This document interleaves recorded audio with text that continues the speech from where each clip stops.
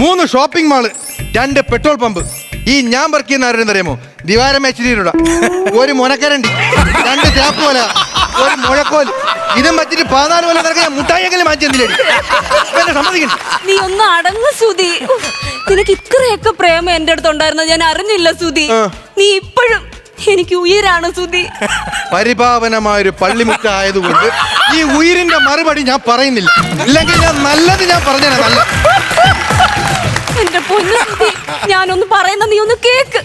ഇത്രയും സ്നേഹം നിനക്ക് സത്യസന്ധമായിരുന്നെങ്കിൽ ഉറപ്പായിട്ടും ഈ കല്യാണത്തിൽ നിന്ന് ഞാൻ പിന്മാറും. എങ്ങനെ പിന്മാറാ? ഇത്രയും ആൾക്കാരെ വിളിച്ചു കൂട്ടി പയ്യനെ വന്ന് നിൽക്കുന്നിടത്ത് എങ്ങനെ പിന്മാറാ? ഇല്ലില്ല, നിന്റെ സ്നേഹം സത്യസന്ധമാണെന്ന് തിരിച്ചറിയാൻ ഞാൻ വൈകിപ്പോയി. ഞാൻ ഇപ്പൊ ചെന്നിട്ട് എന്താ അവിടെ പറയാൻ പോകുന്നതെന്നറിയോ? ഇല്ല. എല്ലാവരുടെയും മുമ്പിൽ വെച്ച് അച്ഛൻ എന്നോട് ചോദിക്കും, മറിയാനോയെ കെട്ടാൻ സമ്മതമാണോന്ന്. അപ്പോഴും ഞാൻ സമ്മതമല്ലെന്ന് പറയും. എന്തിന്? അതിന്റെ ആവശ്യമൊന്നുമില്ല. ഞാൻ വന്ന് നിന്റെ അടുത്ത് എന്തെങ്കിലും പറഞ്ഞു ആ പാവപ്പെട്ട ചെറുക്കൻ എന്ത് വഴിച്ചു? ഇല്ല, ഞാൻ ഇനി ഒരാളുടെ കൂടെ ജീവിക്കുന്നുണ്ടെങ്കിൽ അതെന്റെ സുധിയുടെ. അത് വിടറി ഈ നിസ്സാര കാര്യത്തിന്.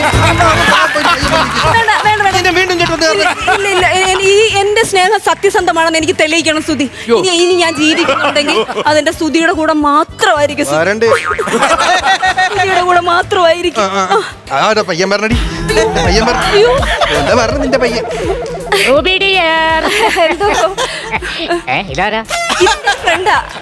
എന്റെ ഫ്രണ്ട് കയറി. ഹലോ, ഞാൻ സുധി, ഇവളുടെ തിക് ഫ്രണ്ട് ആണ്. തിക്ക് ഗ്രേവി എന്നൊക്കെ കേട്ടിട്ടുണ്ട്. ഉള്ള ആള് അല്ല എന്ന് വെച്ചാൽ തിക്കെന്ന് പറഞ്ഞാൽ അത്രയും നല്ല ബന്ധമുള്ള ആള്. ഓ അങ്ങനെ.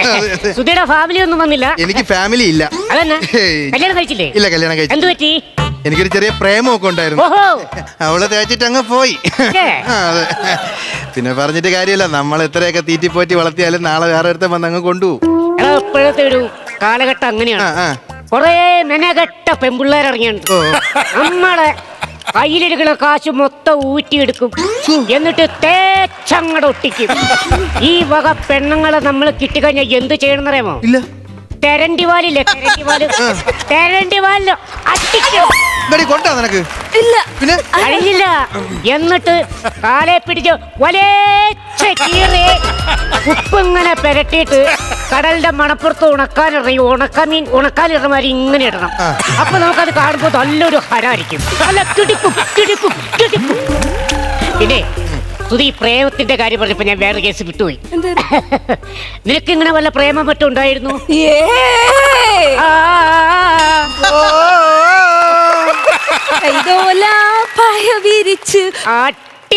പായൊക്കെ നമുക്ക് വിരിക്കാം. അതവിടെ നിൽക്കിട്ട് ഞാൻ ചോദിച്ചതിന് ഉത്തരം പറ. നിനക്ക് വല്ല പ്രേമം ഉണ്ടായിരുന്നു? എനിക്കങ്ങനെ പ്രേമൊന്നും ഇല്ലായിരുന്നു. ഞങ്ങളുടെ ഫാമിലി എന്ന് പറഞ്ഞു കഴിഞ്ഞാൽ അമ്മയും അച്ഛനും ഒക്കെ ഭയങ്കര സ്ട്രിക്റ്റ് ആയതുകൊണ്ട് അങ്ങനെ പ്രേമിക്കാനുള്ള അവസരമൊന്നും എനിക്ക് കിട്ടിയില്ല.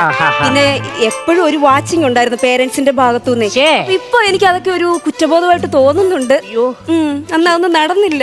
പിന്നെ വേറൊരു കാര്യം ഞാൻ പറയാൻ കേട്ടോ. എനിക്ക് വർഷങ്ങൾ കൊണ്ട് അറിയാന്നുള്ളൊരു കൊച്ചായിട്ട് പറയാം. അതെ, ഇവളെ വിശ്വസിക്കാം. ഇവളെ വിശ്വസിച്ച് ഒരിടത്ത് കൊണ്ടാക്കിയിട്ട് പോയാൽ തിരിച്ചു വരുമ്പോ ഉണ്ടെങ്കിൽ ഉണ്ട്. നല്ല പെങ്കൊച്ചാന്ന് പറയായിരുന്നു. പിന്നെ പോലൊരു പെണ്ണിനെ നിങ്ങൾക്ക് കിട്ടിയത് തന്നെ മഹാഭാഗ്യ. കാര്യം ഇവളെ കിട്ടണമെങ്കിൽ ഒറ്റക്കാലിൽ തപസ് ചെയ്യണം. ഒന്നും സുഹൃത്തെ, നമുക്കത് പറ്റില്ല. കാരണം ഒറ്റക്കാലിൽ ഒന്നും എനിക്ക് ബാലൻസ് കിട്ടൂല. പിന്നെ ഇവളെ ഞാൻ കെട്ടിക്കഴിഞ്ഞുണ്ടല്ലോ, ഇവളെ പൊന്നുപോലെ രാജകുമാരിയായിട്ട് ഞാൻ വഴിക്കും. എടാ, എന്നെ ഇട്ടുമൂടാനുള്ള കാശ് എൻ്റെ കയ്യിലുണ്ട്. ഇട്ടുമൂടാനുള്ള പണമുണ്ടോ? എന്നെ 2000 രൂപയുടെ ചില്ലറ മതിയില്ലേ, കഴിഞ്ഞ എന്റെ കാലിന്റെ നഖം പോലും കാണില്ല, മൊത്തം മൂടി. പിന്നെ നമ്മളിങ്ങനെ വർത്താനം പറഞ്ഞുകൊണ്ട് നിന്നുകൊണ്ട് കാര്യമില്ല. സമയമായി. പിന്നെ സുധി, ഊണ് കഴിച്ചിട്ടേ പോകാവുള്ളൂ. ചേട്ടൻ നടന്ന വേഗം വരണേ. ഞാൻ ഇതുവരെ പറഞ്ഞ കാര്യങ്ങളെല്ലാം ആത്മാർത്ഥമായിട്ട് പറഞ്ഞതാ. സത്യമായിട്ടും ഞാനിപ്പോ അവിടെ പോയിട്ട് പറയും സമ്മതമല്ലെന്ന്. എന്നെ വിശ്വസിക്കൂടാ. എന്നാലും എനിക്കെന്തോ ഇത്രയൊക്കെ പറഞ്ഞിട്ട് നിനക്ക് എന്നെ വിശ്വാസമില്ല? വിശ്വാസമാണ്. ഞാൻ അകത്തോട്ട് ചെല്ലട്ടെ? ഞാനിവിടെ കാത്തിരിക്കും.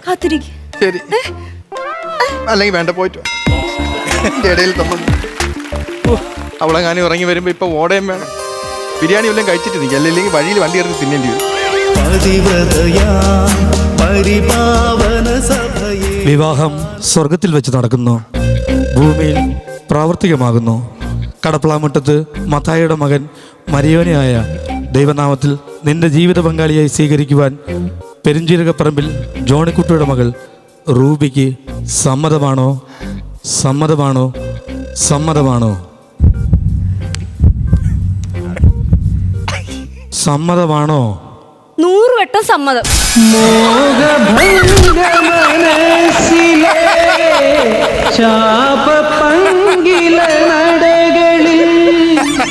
തൊഴുതു നിന്നു പ്രദോഷമായി പകലുമായി.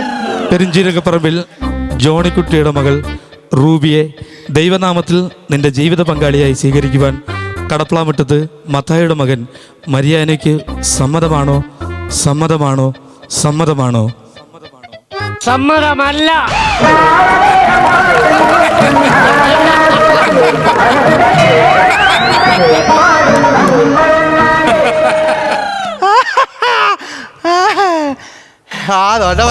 കഥകൾക്കു വേണ്ടി വാർത്തു നീ നെഞ്ചിലെ ചെന്നിണം നീതിമാൻ നിനക്കു എങ്ങനെയുണ്ടായിരുന്നു എന്റെ ബുദ്ധി?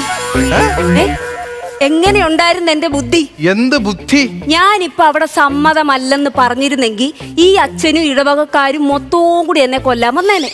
ഇതിപ്പോ എന്റെ മറിയാനും അച്ഛനെ കൊണ്ട് ഞാൻ അങ്ങ് പറയിപ്പിച്ച്. അടിപൊളി. പോടി റൂബി, നിന്റെ മറിയാനോ അച്ചായ. എടീ, നിനക്ക് മറിയാനോ അച്ചാൻ അറിയാമോ? എന്റെ കൂടെ ഡിഗ്രിക്ക് പഠിച്ചവനാണ് ഈ മറിയാനോ അച്ചായ. ഇവൻ നമ്മളെ ഡിഗ്രിയുടെ വാട്സാപ്പ് ഗ്രൂപ്പിൽ നിന്റെ എവന്റെയും കൂടെ ഉള്ള കല്യാണത്തിന്റെ ഇൻവിറ്റേഷൻ ഇട്ടപ്പോഴേ നിന്റെ പേര് ഞാൻ നോട്ട് ചെയ്താ. യവനെ വിളിച്ച് ഞാൻ ചോദിച്ചപ്പോ ഇവൻ പറഞ്ഞ് പെണ്ണ് അത് തന്നെ അളിയാ, കൺഫേം. എന്നിട്ടും ഒരു പെണ്ണല്ലേ എന്ന് കരുതി ഞാൻ ക്ഷമിച്ച്. അപ്പോഴും ഞാൻ വെറുതെ ഇരുന്നില്ല. എന്റെ കൂട്ടുകാരനെ ചതിക്കുന്ന തെറ്റല്ലേന്ന് തോന്നി. ഞാൻ ഇവന്റെ അടുത്ത് ഉള്ള കാര്യമെല്ലാം പറഞ്ഞു. അപ്പൊ അവ എന്റെ അടുത്ത് പറഞ്ഞ എന്താണെന്നറിയാമോ? അളിയാ, എന്ത് വന്നാലും നിന്റെ കൂടെ ഞാൻ ഉണ്ട്. ഓഹോ, നിങ്ങൾ ഇതെല്ലാം കൂടെ എനിക്കിട്ട് പണിഞ്ഞതാണ്. അതെ അതെ. കൊള്ളാലോ അത്. എങ്ങനെ മറിയാനോ? ഈ പേര് എനിക്കല്ല ചേർന്ന്, നിനക്കാ. നീയാണ് എങ്ങോട്ടും അറിയണം എന്നറിയാൻ പാടില്ലാണ്ട് നിൽക്കണത്. അല്ലെങ്കിലും ഈ ലോകത്ത് ഒരാണുങ്ങളെ വിശ്വസിക്കാൻ കൊള്ളത്തില്ല. എന്തോ എങ്ങനെ? ചുമ്മാ. ഫ്ലവേഴ്സ് സ്മാർട്ട് ഷോ ശനി ഞായർ ദിവസങ്ങളിൽ രാത്രി 9:30 ഫ്ലവേഴ്സിൽ.